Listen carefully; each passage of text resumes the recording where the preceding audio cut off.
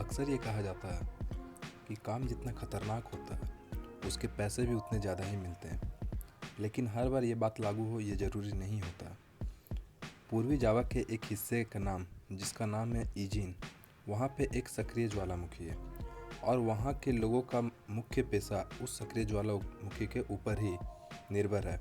ऐसा इसलिए कि वहाँ के लोग उस सक्रिय ज्वालामुखी से सल्फर को प्राप्त करते हैं। यह काम इसलिए इतना खतरनाक है क्योंकि इसमें मजदूरों को सल्फर प्राप्त करने के लिए ज्वालामुखी में करीब करीब 1000 फुट अंदर तक उसके गड्ढे में उतरना पड़ता है और फिर उस सल्फर को प्राप्त करके अपने कंधों पर उठाकर, जिसका वजन लगभग 100 किलो के बराबर होता है, उसे लेके इन्हें फिर से उस 1000 फुट की चढ़ाई को चढ़ना पड़ता है, जो लगातार करते रहने से एक समय के बाद इनके कंधों और रीढ़ की हड्डियों में परेशानियां शुरू हो जाती है।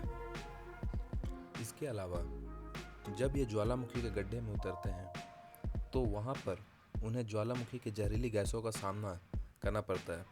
ये गैसें गर्म होती है और जब यह इनकी नाकों में से होते हुए फेफड़ों तक जाती है तो फेफड़ों को काफ़ी हद तक धीरे धीरे नुकसान पहुँचाती है, जो कि एक लंबे समय के बाद इनके फेफड़ों की नलिकाओं को जाम कर देती है, जिससे इन्हें सांसों की बीमारी का सामना करना पड़ता है।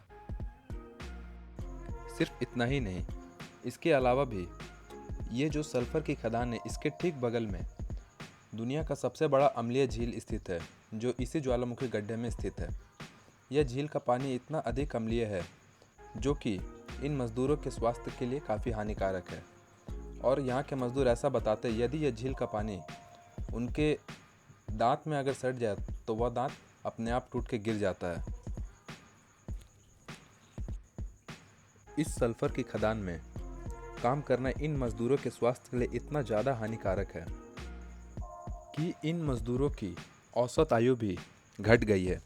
एक सर्वे में ऐसा बताया गया है कि इन मज़दूरों की औसत आयु महज 50 से 55 वर्ष के बीच ही रह गई है। ऐसे बहुत कम ही मज़दूर हैं जो 60 की उम्र को पार कर पाते हैं। इतनी जोखिम होने के बावजूद भी इन मज़दूरों को दिहाड़ी के रूप में महज 10 से 15 डॉलर के बीच प्राप्त होती है। और इतना ही नहीं, जिस कंपनी ने इस सल्फर माइनिंग का ठेका लिया है वो कंपनी इन मज़दूरों को किसी भी तरह का सेफ्टी इक्विपमेंट ना तो प्रदान करती है और ना ही उसके लिए एक्स्ट्रा पैसे देती है। अब सवाल ये उठता है कि ईजिन प्रांत के लोग इतना सब कुछ देखते हुए भी और जानते हुए भी क्यों इस काम को करते हैं। इसका कारण यह है कि ईजिन प्रांत में ऐसा कोई भी व्यवसाय या उद्योग नहीं है जिसमें यहाँ के लोगों को उनके कार्य का भुगतान सही समय पर किया जा सके। इसलिए यहाँ के लोग इस माइंस में काम करने जाते हैं जहाँ उन्हें आसपास के किसी भी काम से अधिक पैसे मिलते हैं और उसका भुगतान भी सही समय पर इन्हें मिल जाता है, ताकि ये अपने और अपने परिवार का बिना रुके भरण पोषण कर सकें।